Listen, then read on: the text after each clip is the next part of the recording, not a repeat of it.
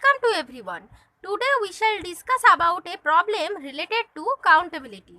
So this is the problem. Let capital B be a non-empty subset of R and A be the set of all sequences n in B. That is, A be the set of all sequences n with entries from the set B. Then these are the options. A is uncountable if B is uncountable. A countable for some subset B of R. B countable implies A countable, and the last one, B finite implies A countable. So let's start the solution. See, this is our given data. B is a non-empty subset of R and A be the set of all sequences n with entries from the set B. So at first we considered that B is a singleton subset of R. Okay, so first case.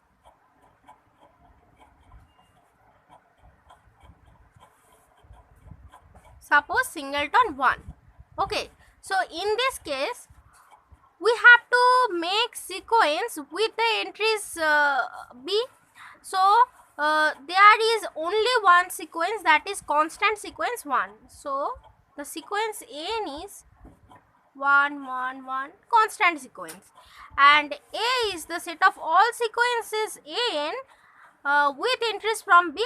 So here n is this sequence. N is the set.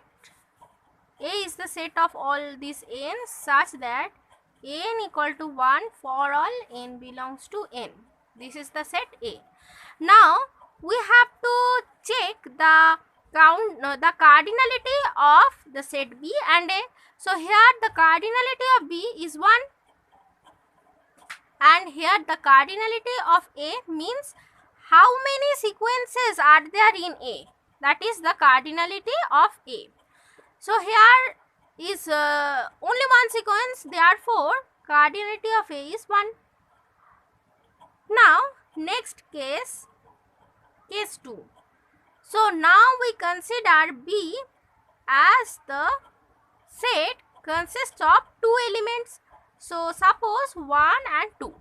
Now we have to construct the sequences with these entries 1 and 2. So let's construct. Suppose 1 1 1, so on constant sequence 1, then constant sequence 2, then 1 2 1 2, this sequence 1 2 1 2 and so on, then 2 1 2 1 and so on, then 1 2 1 1 2 1 and so many varieties. Okay, so there are many more sequences with the entries 1 and 2. Now we have to make this set capital A, that is we have to make this set capital A with the entries n such that n equal to 1 and 2. Okay, for all n belongs to n.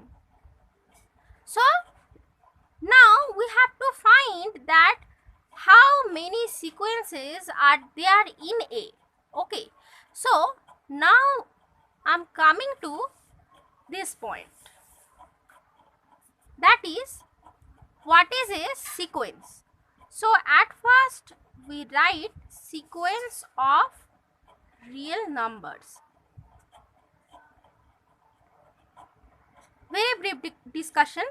What is a sequence of real numbers? This is a mapping. A sequence of real numbers is a mapping. Suppose F, which maps from the set of all natural numbers to the set of all real numbers.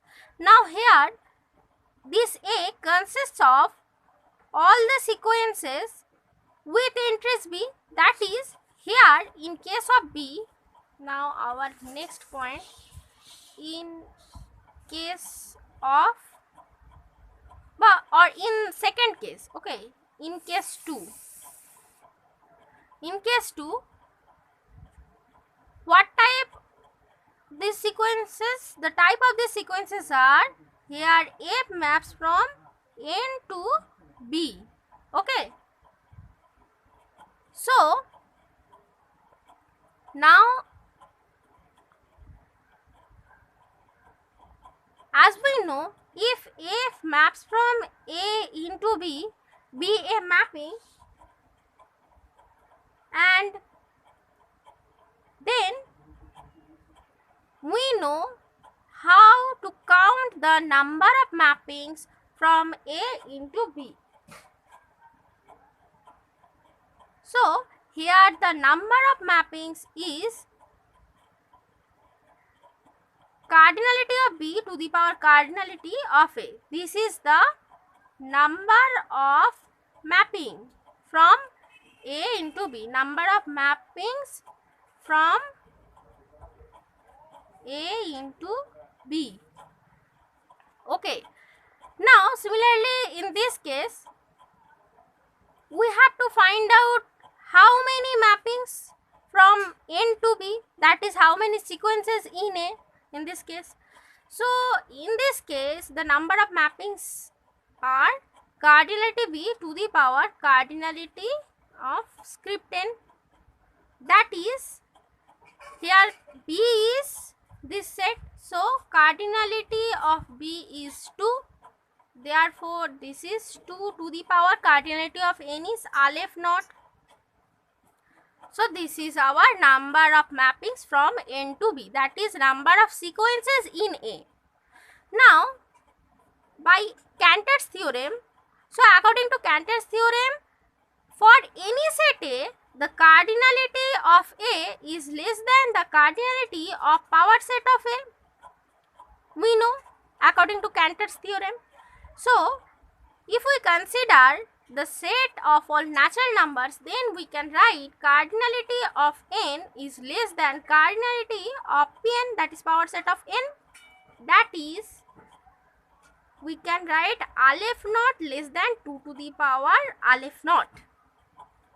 And also we know that aleph naught is the countable infinite cardinal number, and any cardinal number greater than aleph naught will be uncountable. So 2 to the power aleph naught is uncountable. Now according to continuum hypothesis, we know that there does not exist any set B between N and R.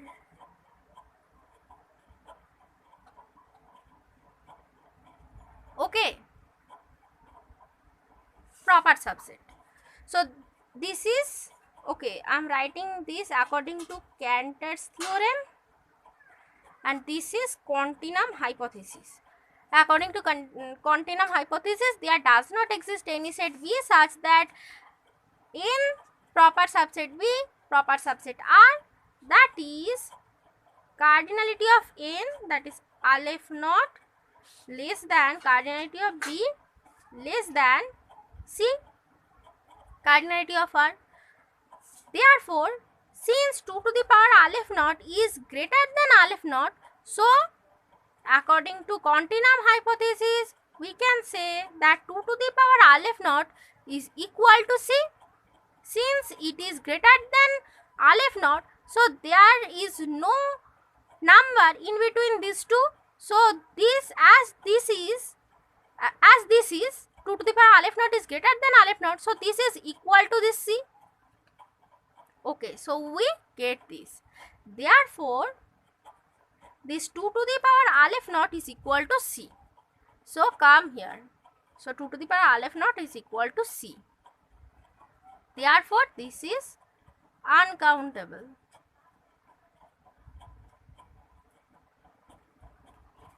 So see, in this case, case 2, B cardinality of B is 2, but cardinality of A is 2 to the power aleph naught, that is C.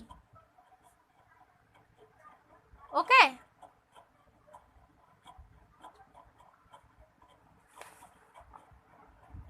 So now come to the options. So first option is A is uncountable if B is uncountable. See here A is in case of when B is singleton, then that is when cardinality of B is 1, then cardinality of A is 1, and when cardinality of B is 2, then cardinality of A is C, that is A will be uncountable if B consists of only two elements. Okay, so if B is uncountable, then obviously A is uncountable. So this is correct.